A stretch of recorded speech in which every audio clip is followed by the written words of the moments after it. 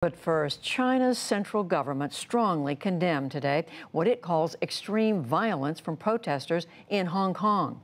The condemnation came after a day of clashes and a general strike that disrupted public transportation and blocked major roads. Jonathan Miller of Independent Television News has the story.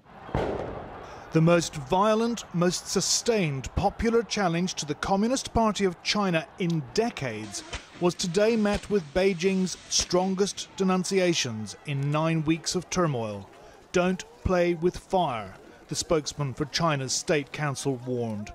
He branded the ringleaders deranged as he threatened a blow from the sword of the law lay in store from them. Their insurrection was doomed, he said. I must warn all criminals not to misjudge the situation and mistake our restraint for weakness. They must not underestimate the firm determination and tremendous strength of the central government and the people of the whole country to safeguard Hong Kong's prosperity and stability and to safeguard the fundamental interests of the country. Yang Guang offered no solutions and did not address grievances. Instead, he reminded Hong Kongers who was boss.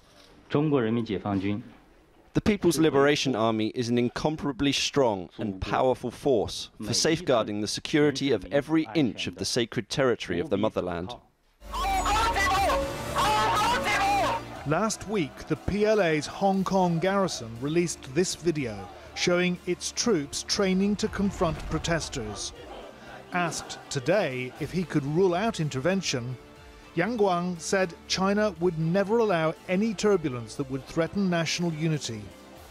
Hong Kong law provides for the PLA to deploy if the territory's semi-autonomous government hits the panic button. Yesterday's disturbances alone resulted in 148 arrests, police firing 800 tear gas canisters and 140 rubber bullets.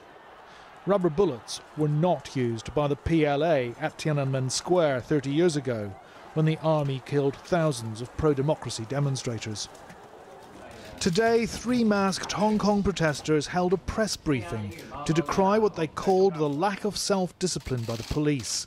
They apologized for the inconvenience yesterday's day-long strike had caused. The pursuit of democracy, liberty and equality is the inalienable rights of every citizen.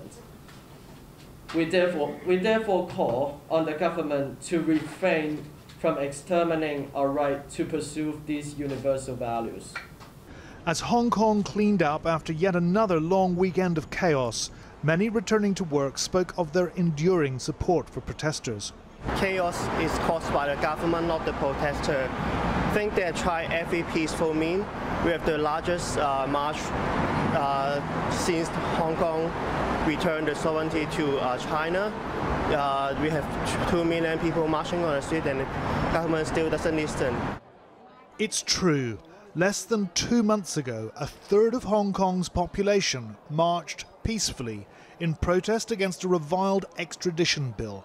And now, it's transformed into a fully fledged civil resistance movement, defiantly rejecting the lengthening reach of Beijing, who is deaf to Hong Kongers' demands, unsympathetic, and whose patience is now worn thin.